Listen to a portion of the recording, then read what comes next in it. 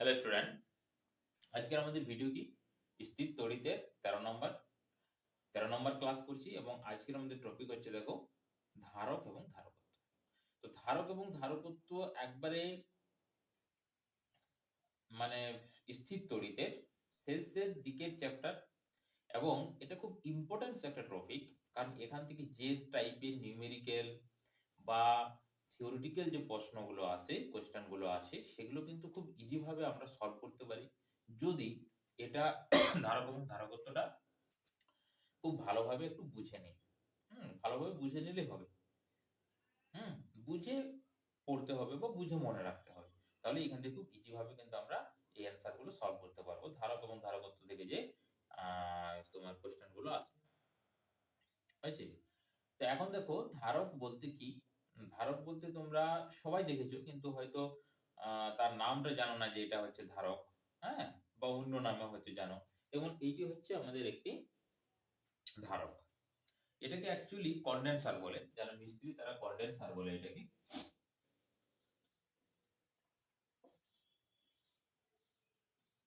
Condenser, এটার ইংরেজি নাম হচ্ছে ক্যাপাসিটর। ক্যাপাসিটর বা কন্ডেন্সার যে কোনো নামে একে ডাকা হয়। এটা হচ্ছে কন্ডেন্সার, দেখবো সাধারণত এটাকে কন্ডেন্সার হিসেবেই পরিচিত। এটা কোথায় ইউজ হয় না, এটা তোমরা সবাই দেখেছো, এটা ইউজ হয় আমাদের ফ্যান, মোটরের ক্ষেত্রে একটু বড় সাইজের হয়, ফ্যানের ক্ষেত্রে এরকম ফ্যানেরই একটা, টেবিল ফ্যান, সিলিং ফ্যান, সব ফ্যানে ইউজ করা হয়। আর বাকি যেগুলো আমরা জানি না, যেগুলো হয়তো দেখি না, আমাদের মোবাইলে যে ফ্ল্যাশ লাইট হয় সেখানেও ক্যাপাসিটর দিয়ে সেই লাইটের ইন্টেন্সিটি বা তীব্রতা বাড়ানো হয়, বা ক্যামেরার যে ফ্ল্যাশ লাইট সেখানেও কিন্তু তার তীব্রতা ক্যাপাসিটর দিয়ে বাড়ানো হয়। তাহলে এ কি কাজ করে, বা আমরা যদি দেখি তাহলে এই যন্ত্রটা কি, যেহেতু একটা তড়িৎ যন্ত্র এই জন্য দেখো লিখেছি ধারক। এটি একটি তড়িৎ যন্ত্র যা আধান বা তড়িৎ শক্তি সঞ্চয় করে কোনো ব্যাটারি থেকে বা কোনো ইলেকট্রিক পাওয়ার সাপ্লাই থেকে। এ প্রথমে আধান বা তড়িৎ শক্তি সঞ্চয় করে, মানে আধান ইনক্রিজ মানে তড়িৎ শক্তি বেশি হওয়া। এটা আমরা পরে দেখাবো। তাহলে তড়িৎ শক্তি সঞ্চয় করে রাখলো এবং মুহূর্তের মধ্যে বা হঠাৎ এটাকে তড়িৎ যন্ত্রে প্রদান করে। যেমন যদি একটু উদাহরণ দিই, ধরো বাইকে অনেকে হচ্ছে স্টার্ট করেছে কিক করে।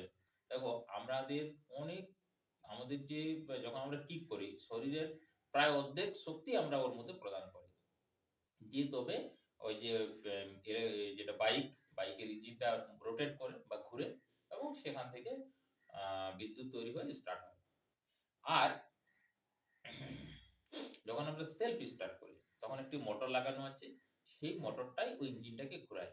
তার মানে দেখো, আমরা যখন কিক করছি আমাদের প্রায় অর্ধেক শক্তি ওখানে ইনভেস্ট করতে হচ্ছে বা দিতে হচ্ছে, তবে সেই মেশিনটা স্টার্ট হচ্ছে বা তোমার রানিং হচ্ছে। কিন্তু বাইকে যখন আমরা সেলফ স্টার্ট করছি ওখানে যে ব্যাটারি লাগানো থাকে সেই ব্যাটারিটা তো অত পাওয়ারের নয়, 12 ভোল্টের, হয়তো 5 এম্পিয়ার 2 এম্পিয়ার হয়। তো এই 2 এম্পিয়ার বা 3 এম্পিয়ার কারেন্টে কিন্তু ওটা চলবে না, বেশি কারেন্ট লাগবে। বেশি কারেন্টটা প্রদান করে ওখানে ক্যাপাসিটর আছে। ও প্রথমে ব্যাটারির কাছ থেকে চার্জ নিয়ে নিল, চার্জ নেওয়ার পর ও হঠাৎ করে মোটরকে দিবে, যে মোটর রান করতে শুরু করবে, দ্যাট ইজ রোটেট করবে বা স্টার্ট হবে। এই প্রসেসে এর কাজ হচ্ছে এটাই, মানে স্টার্টিং কন্ডিশনে বা যখন চলতে স্টার্ট করবে কোনো ফ্যান, কোনো মোটর,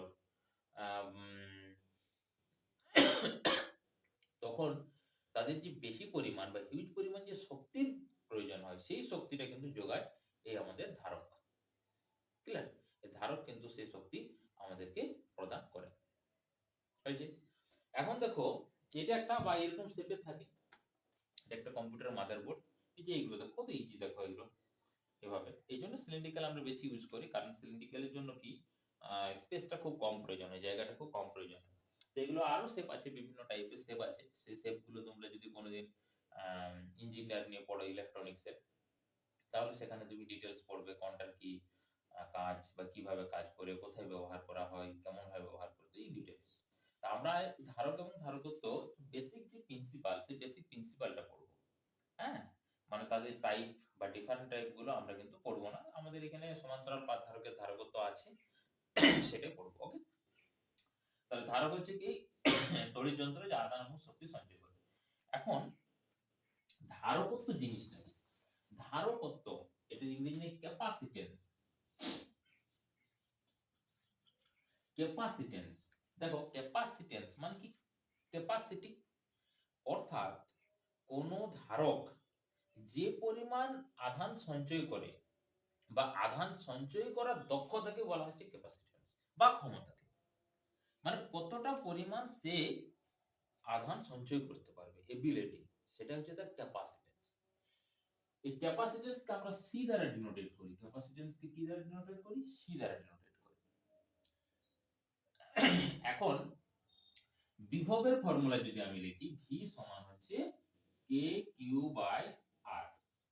মানে ধরো এটা একটা স্ফেরিক্যাল, এখানে চার্জ আছে কিউ, ক্যাপিটাল কিউ যেহেতু লিখেছি ক্যাপিটাল কিউ, আজকে একটু কাশি হচ্ছে, অ্যাডজাস্ট করে নিতে হবে। কিউ, হালকা ঠান্ডা লেগেছে, তাহলে ক্যাপিটাল কিউ। এখন ক্যাপিটাল কিউ যদি হয়, এখান থেকে জাস্ট পিছতেই, এটা রেডিয়াসটা আমি ধরে নিচ্ছি আর, তাহলে আর রেডিয়াস হলে এখানে পটেনশিয়াল হচ্ছে কে কিউ বাই আর। এটা আমরা আগে ফর্মুলা পড়েছি স্ফেরিক্যাল বস্তু, অন্য কোনো বস্তুর হলের ক্ষেত্রেও আসবে। তো এখানে ভালো করে দেখো, যদি আমরা এই কিউর পরিমাণটা ইনক্রিজ করি, কিউর পরিমাণ যদি ইনক্রিজ করি, তাহলে ভিটা কি করতে হবে? ইনক্রিজ করতে হবে। কারণ কি, কে তো 1/4 পাই, কে এর ভ্যালু কত? 1/4 পাই এপসাইলন নট, এটি একটি ধ্রুবক। আর একটা নির্দিষ্ট গোলকের ক্ষেত্রে আরটা হচ্ছে ধ্রুবক। তাহলে ভালো করে দেখো, ভি এবং কিউ পরস্পরের মধ্যে কিভাবে রিলেটেড? সমানুপাতিক, অর্থাৎ কিউ প্রপোর্শনাল টু ভি। যত চার্জ এখানে আমরা ইনক্রিজ করব, পটেনশিয়াল বা বিভব তত বেশি বাড়বে। তো এই সমান চিহ্নটাকে, এটাকে যদি সমান চিহ্নে কনভার্ট করতে হয় আমাদের, তো ভেদের নিয়ম অনুসারে একটা ধ্রুবকের প্রয়োজন হয়। এই ধ্রুবকের নামই হচ্ছে তোমার ধারকত্ব। ধ্রুবকের নাম হচ্ছে কি? ধারক।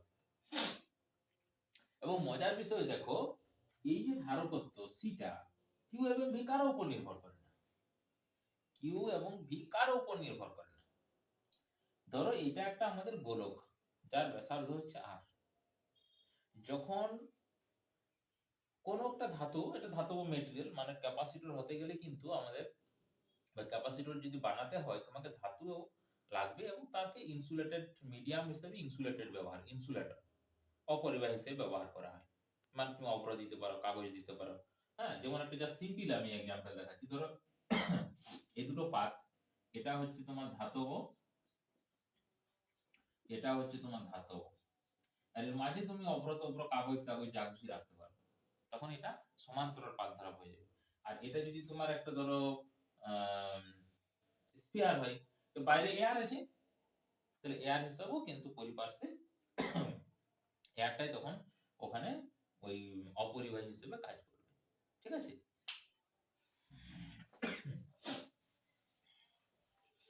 তাহলে কোথায় ছিল? সি। হ্যাঁ, তাহলে সিটা কিউ এবং ভি এর উপর নির্ভর করে না। যেমন আমাদের ওহম সূত্রে ভি সমান আই আর, আরটা কি তোমার ভি এবং আই এর উপর নির্ভর করে?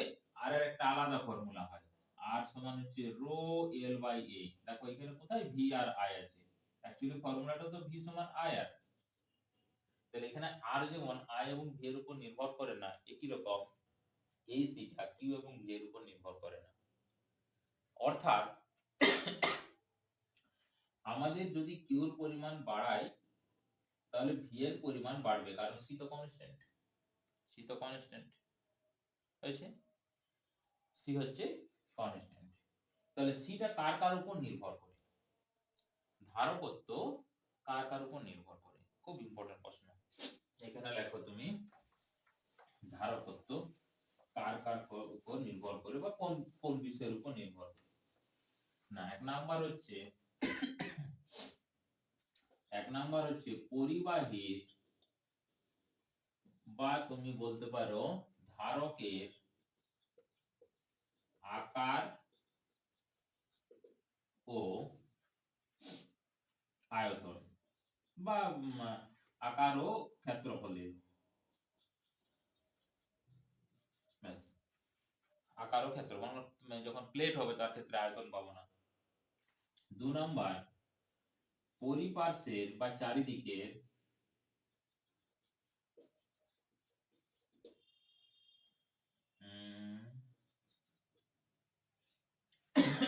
পরিপার্শ্বের বস্তুর উপর, মানে সেখানে কি আছে, ধরো এটা একটা আমাদের ধারক,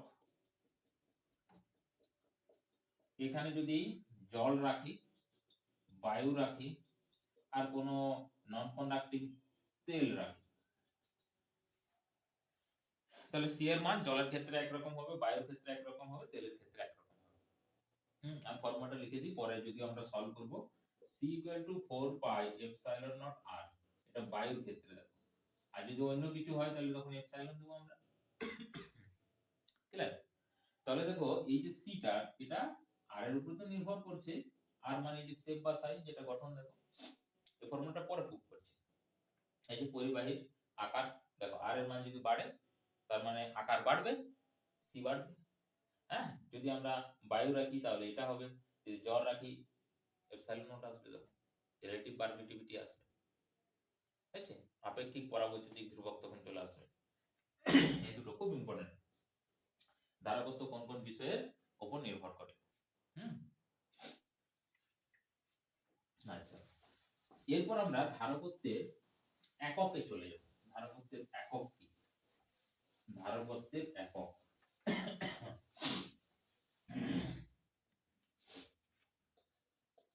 একক না, দেখো C equal to Q by V. Q মানে কি? কুলম্ব। কিউ মানে কুলম্ব, বাই ভি মানে হচ্ছে volt. Clear? Coulomb by volt.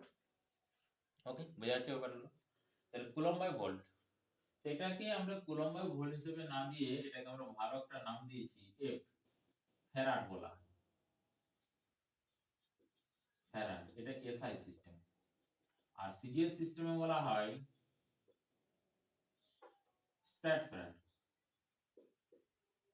Stat farad, এটা হচ্ছে সিজিএস। ক্লিয়ার?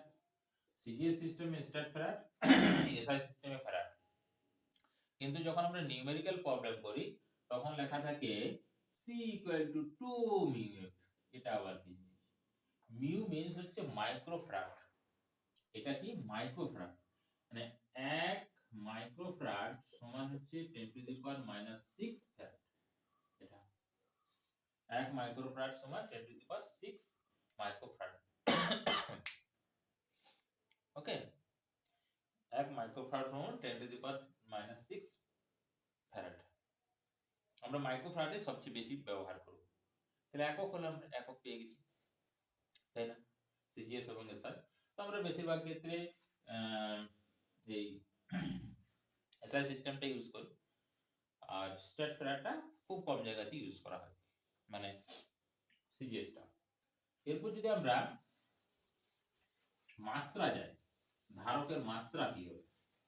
মাত্রা মাত্রা, ধারকের মাত্রা। দেখো কিউ আর ভি, কিউ মানে আইটি, হ্যাঁ, আর ভি মানে কি? ভি তুমি একবারে ডাব্লিউ দিয়ে চলে যাও, সবচেয়ে সোজা হবে। ডাব্লিউ ইকুয়াল টু হচ্ছে কিউ ইনটু ভি, তার মানে ভি সমান ডাব্লিউ বাই কিউ। অর্থাৎ এখানে ডাব্লিউ এলো আর একটা উপরে কিউ, মানে ইনটু আইটি করে দিলাম। ক্লিয়ার? মানে এই যে কিউটা, এই কিউটা উপরে যাবে। তাহলে দেখো আয়ত তো আমরা জানি এটা একটা মূল রাশি, তার আই স্কয়ার হবে, আর টি এটা তো টাইম, সময়, তাই ক্যাপিটাল টি, তাহলে ক্যাপিটাল টি স্কয়ার হয়ে গেল। এটা হচ্ছে ডাব্লিউ মানে কৃতকার্য। তো কৃতকার্য কি হয়? M L square ten to the power -2, অর্থাৎ আসছে দেখো M to the power -1, L to the power -2, T to the power 4 I square. এটি হলো তার ডাইমেনশন। কার ডাইমেনশন?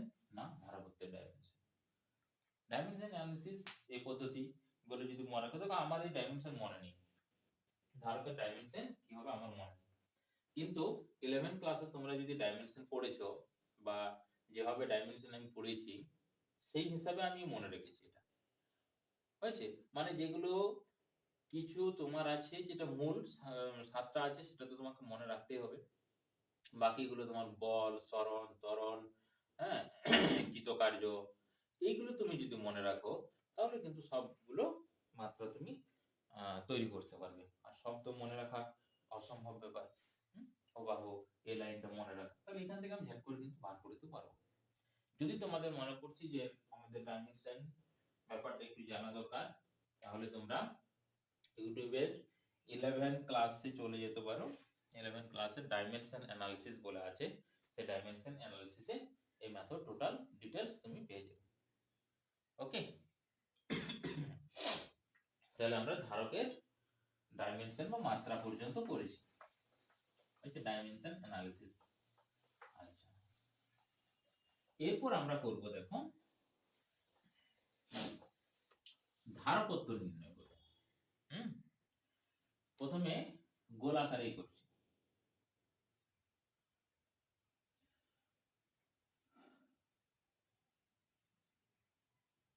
আচ্ছা, তো সঞ্চিত হয়েছে ধারকত্ব আসি, বা আমরা একটু যেতে পারি।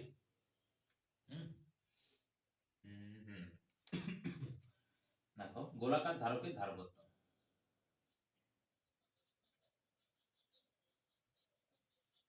গোলাকার ধারকের ধারকত্ব।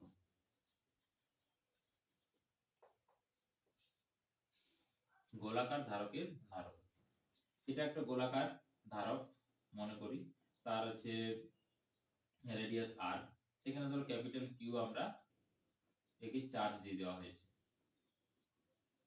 তো ক্যাপিটাল কিউ যদি চার্জ দিই, ঠিক এইখানে বিভব মানে ভি সাফিক্স আর ইকুয়াল টু হবে k capital Q by R, মানে বিভব হবে।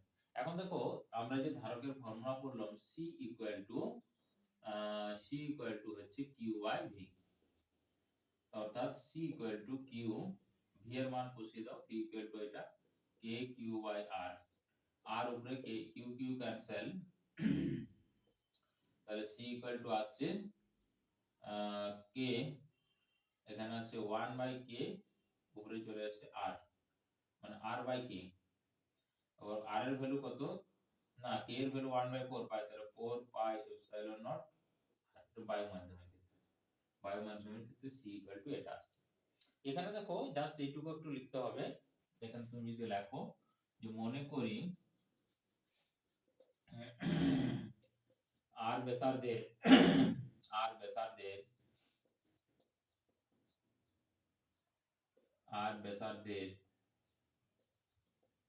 একটি গোলাকার ধারক, মনে করি আর ব্যাসার্ধের একটি গোলাকার ধারক, ওই ধারককে কিউ পরিমাণ আধান প্রদান করলে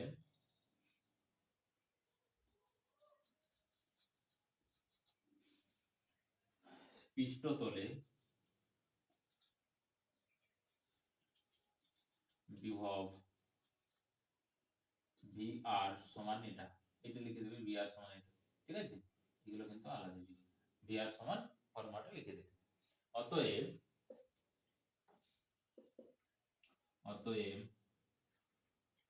ধারকত্ব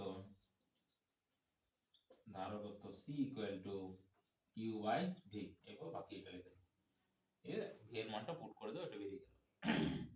বোঝা গেছে, এটা গোলাকার ধারকের ধারকত্ব। দেখো, এটা আমরা কিসে ক্যালকুলেট করছি, এসআই সিস্টেম। সিজিএস এ কত হবে না, সিজিএস এ অনলি আর হবে, কেন না সিজিএস এ কে এর মান 1 হয়। এখানে প্রশ্ন পড়ে দেখাও যে গোলাকার ধারকের ধারকত্ব তার ব্যাসার্ধের সমান।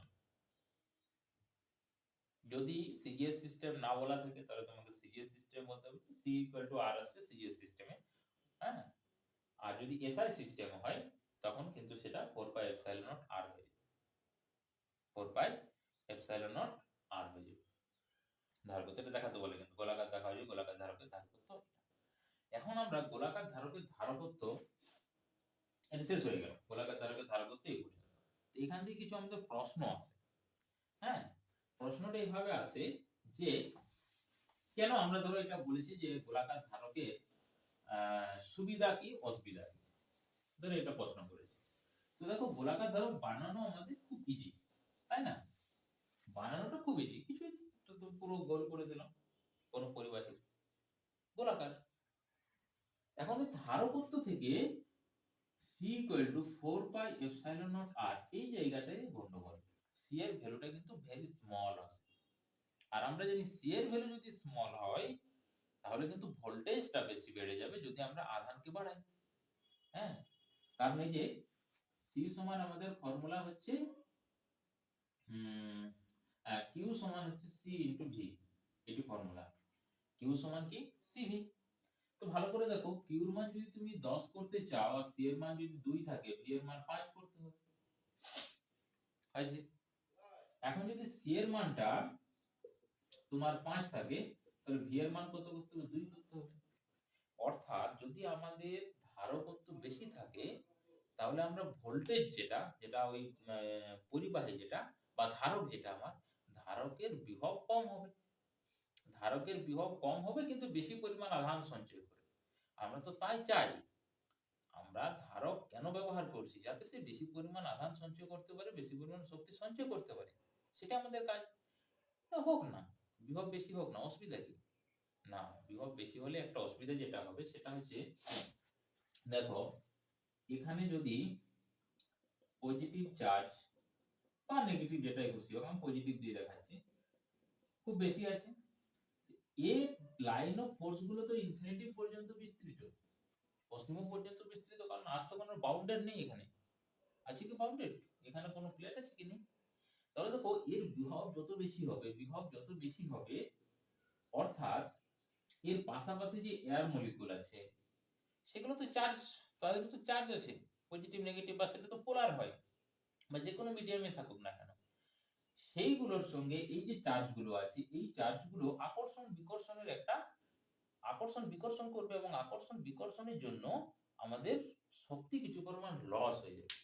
এই যে ধারকটা, এই ধারকটার শক্তি কিছু পরিমাণ লস হয়ে যাবে। ঠিক আছে? মানে ধরো তুমি একটা ধারককে চার্জ করে দিয়েছো, হিউজ পরিমাণ চার্জ করে দিয়েছো, দিয়ে 1 মিনিট পর বলছো আমি এটা এরপর ব্যবহার করব। 1 মিনিট পর দেখবে ওই পরিমাণ শক্তি সে নেই ওর কাছে। কি করেছে না, এই পরিবেশের মধ্যে সেটা পুরোটাই কিন্তু ড্রাস্ট্রয় করে দিয়েছে। এটা একটা একটু বড় অসুবিধা, এটা পরে আসছি পয়েন্টগুলোতে, এটা একটু বড় অসুবিধা। হ্যাঁ, তাহলে এখানে দেখো আমরা এরপর নির্ণয় করব যে সি এর মানটা আমাদেরকে কি করতে হবে? বড় হতে হবে। তো এইখানে সি কত আসছে দেখো, এইখান থেকে সি আসবে, আমরা ধরে নিচ্ছি যে r = 1 মিটার ধরে নেব। 1 মিটার মানে কম বড় নয়, মানে তোমার 1 মিটার মানে কতটা হবে? 1 মিটার 100 সেন্টিমিটার, 1 হাত এতটা, তার মানে এত বড় গোলক হবে। ঠিক আছে? এত বড় গোলকের ক্ষেত্রে আসবে 4 পাই, মানে 1/9 × 10⁹, আর r এর ভ্যালু তো 1 হয়েছে, তার মানে এটা হচ্ছে মিটারে, তাহলে মিটারে হলে এখানে আসছে তোমার ফ্যারাড আসছে। তার মানে দেখো c = 1/9 × 10⁻⁻9 ফ্যারাড, মানে c আসছে 1/9 × 10⁻³ μF মাইক্রোফ্যারাড। যে কত কম, অনেক কম হয়েছে। তাহলে গোলাকার ধারকের ধারকত্ব অনেক কম আছে, এই জন্য আমরা গোলাকার ধারক ব্যবহার করি না। হয়েছে? তাহলে এখানে তুমি গোলাকার ধারকের যদি বলো অসুবিধা, তাহলে 1 নাম্বার গোলাকার ধারকের অসুবিধা, 1 নাম্বার কোন দিতে পারো? ধারকত্ব খুবই কম। হয়েছে? 2 নাম্বার পয়েন্ট তুমি দিতে পারো, 2 নাম্বার পয়েন্ট কি দিবে?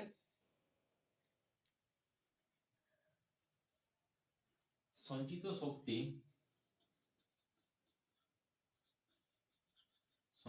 শক্তি বাউন্ডেড নয়, বা সঞ্চিত শক্তি আবদ্ধিত থাকে না,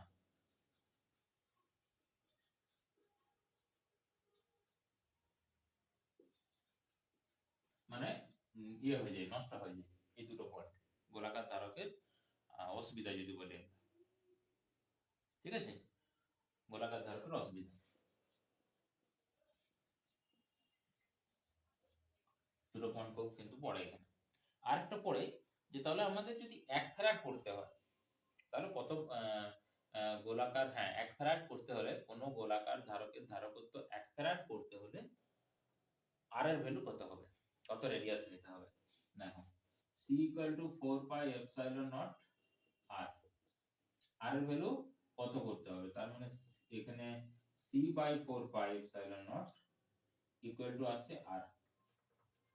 তাহলে c এর মান কি বলেছে 1 ফ্যারাড, আর এর মান কত 9 × 10⁹ সমান r। তো যেহেতু r এই c এর মানটা 1 ফ্যারাড বলেছি তাহলে এটা মিটারে হবে, এত মিটার।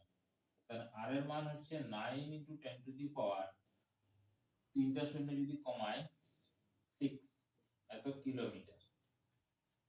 পৃথিবীর জন্য কত, রেডিয়াস জন্য কত, তার মানে পৃথিবীর রেডিয়াসের থেকেও তোমাকে বেশি বড় করতে হবে, বোঝা গেছে। এই জন্য আমরা গোলাকার ধারক ব্যবহার করি না, মানে এর ধারকত্বটা খুব কম, একবারে নেগলিজিবল। হয়েছে, গোলাকার ধারকের ধারকত্ব নেগলিজিবল, আর এটা হচ্ছে বাউন্ডেড থাকে না, সঞ্চিত শক্তি কি আবদ্ধ থাকে না, সব সময় কি করে ডিসচার্জ করে, যেটা আমরা করোনা ডিসচার্জ বলি। তোমরা ইউটিউবে টাইপ করলে হয়তো পাবে, চার্জগুলো বা শক্তি কি করে বিলীন করে দেয়। এইগুলো আমাদের গোলাকার ধারক। এরপর দেখব বা বিভবের যে ডেফিনেশন, বিভব কাকে বলে যখন আমরা পড়েছি তখন একটা জিনিস পড়েছি, দেখো যে অসীম দূরত্ব থেকে কোনো আধানকে তড়িৎ ক্ষেত্রের কোনো বিন্দুতে আনতে যে পরিমাণ কৃতকার্য করতে হবে সেটি হচ্ছে তার, সেটাকে আমরা কি বলছি, তার বিভব বলছি। যে পরিমাণ কার্য করতে হবে, তো যে পরিমাণ যে কার্য করছি আমরা, এই কার্যটা যদি অসীম দূরত্ব থেকে, আচ্ছা আগে পিকচারটা আঁকি তাহলে বুঝতে পারবে।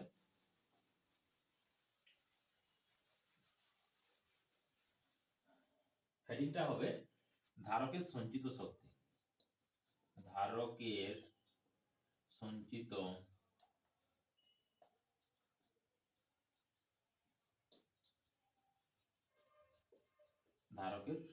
শক্তি বা ধারকের মধ্যে সঞ্চিত শক্তি।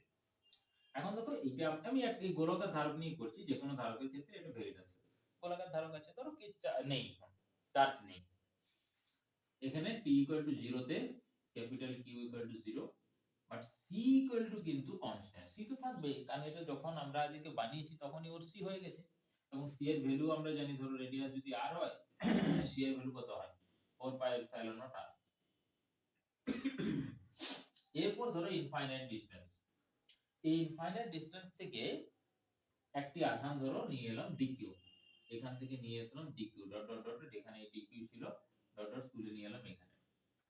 তো তুলে আনার জন্য কার্য করতে হলো, সেই যে কার্যটা করলাম ওই কার্যটা এর মধ্যে স্টোর হয়, স্থিতি শক্তি হিসাবে স্টোর হয়, হয়েছে, স্থিতি শক্তি হিসাবে স্টোর হয়। এই জন্য এই গোলকটার বিভব বাড়ে। মানে বিভব মিন্স হচ্ছে কি বলবো আমরা, স্থিতি শক্তির পরিবর্তন। বিভব মানে হচ্ছে স্থিতি শক্তির পরিবর্তন, মানে ইনিশিয়াল কত ছিল, ফাইনাল কত হলো।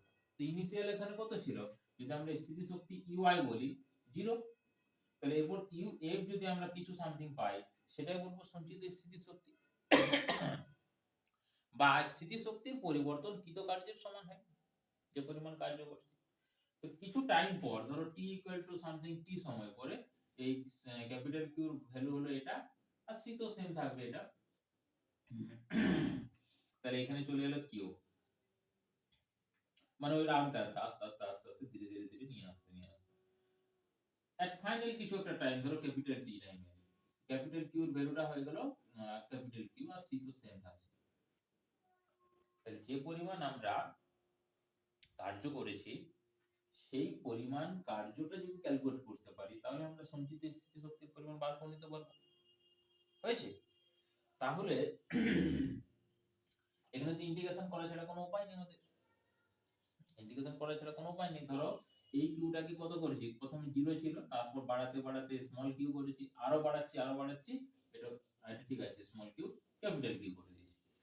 তাহলে 0 থেকে ক্যাপিটাল কিউ করার জন্য আমাদেরকে যে পরিমাণ কার্য বা ওয়ার্ক ডান করতে হয়েছে, সেই ওয়ার্ক ডানটা হচ্ছে স্মৃতিশক্তি পরিবর্তনের সমান।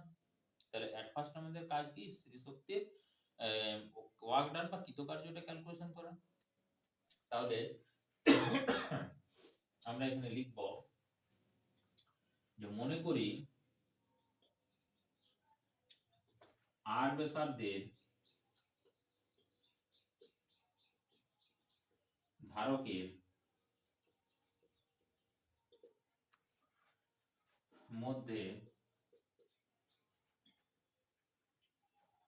কিউ পরিমাণ, আচ্ছা কিউ পরিমাণ হয়, ধারকের মধ্যে কিউ থেকে কিউ প্লাস ডিকিউ পরিমাণ আধান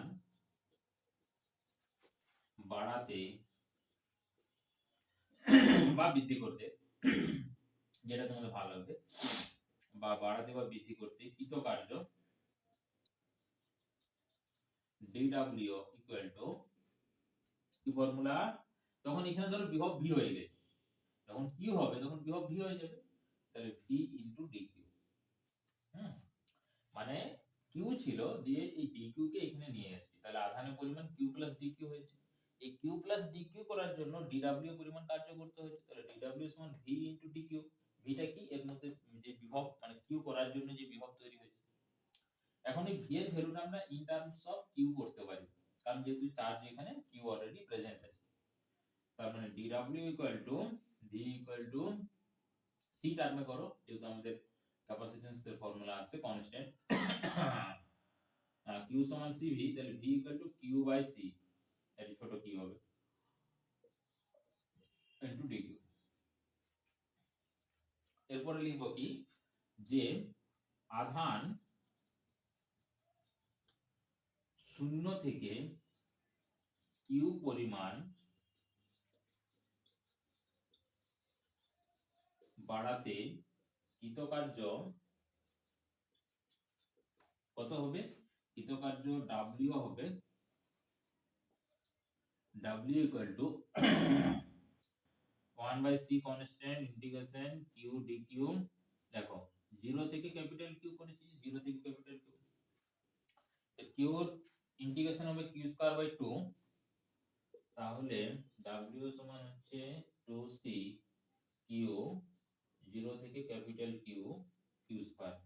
তার মানে কৃতকার্য কত আসছে, 1 by 2c Q square, capital Q square, Q square divided by 2c।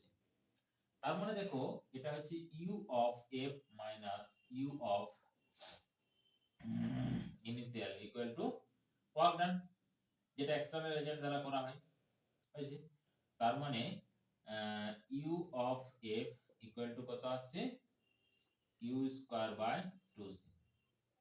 সঞ্চিত স্থিতিশক্তি, ধারকের সঞ্চিত স্থিতিশক্তি হচ্ছে q স্কয়ার বাই 2c। তাহলে সঞ্চিত শক্তির পরিমাণ W সমান এটা আসছে, বা UF সমান এটা। এখন দেখো এই যে ফর্মুলা এসছে, এই ফর্মুলাতে কোনো জায়গায় মানে যে ধারক, সেই ধারকের কোনো আকার আকৃতির গল্প আসছে কি, আসছে না। দেখো u অফ f সমান আসছে q স্কয়ার বাই 2c, বা যদি আমরা q সমান cv বসাই তাহলে ফর্মুলা হাফ cv স্কয়ার আসবে, এটা আসতে পারে half c into v square.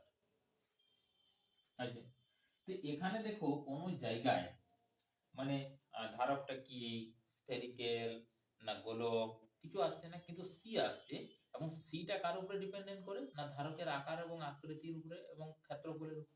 অর্থাৎ সি এর মান পরিবর্তন হলে সঞ্চিত শক্তির পরিমাণ পরিবর্তন হবে। অর্থাৎ এই যে ফর্মুলাটা, এটা সব ক্ষেত্রে ভ্যালিড, মানে তুমি সিলিন্ড্রিক্যাল নাও আর গোলাকার নাও, সমান্তরাল পাত ধারক নাও আর জানো, সেখানে কি পরিবর্তন হবে, সি আর ভি পরিবর্তন হবে বা সি আর কিউ পরিবর্তন হবে, কিন্তু সঞ্চিত শক্তির এই ফর্মুলাটাই কিন্তু থাকবে। ধারকের মধ্যে সঞ্চিত শক্তি হচ্ছে এটা। ধারকের মধ্যে সঞ্চিত শক্তি এই ফর্মুলা অনুসারে ম্যানেজ করে। তাহলে আজকে আমরা কি বললাম, গোলাকার ধারকের ধারকত্ব এবং সঞ্চিত শক্তি, ধারকের মধ্যে যে শক্তি সঞ্চিত থাকে তার ফর্মুলা এটা হবে। এর পরের দিন আমাদের যে নেক্সট ক্লাস আসবে, সেই নেক্সট ক্লাস আমরা পড়ব সমান্তরাল পাত ধারকের ধারকত্ব এবং আধান বন্টন বা আধান বিনিময়। সেটা একটা খুব ইম্পর্টেন্ট আমাদের জিনিস। হ্যাঁ, সেটা আমাদের খুব ভালোভাবে শিখতে হবে, কিভাবে কত পরিমাণ আধান বন্টিত হবে, কোন পাতে কত যাবে, হ্যাঁ, বা তার ধারকত্ব অনুসারে বন্টিত হবে না কি অনুসারে। ফার্স্ট কাজ আমরা আধান বন্টন করব, সেকেন্ড হচ্ছে আমরা সমান্তরাল পাত ধারকের ধারকত্ব নিয়ে আলোচনা করব স্থির তড়িৎ 14 তে। ওকে, আর আজকের ভিডিও আমরা এখানে শেষ করব। ওকে, ভালোভাবে পড়াশোনা করতে থাকো। Thanks to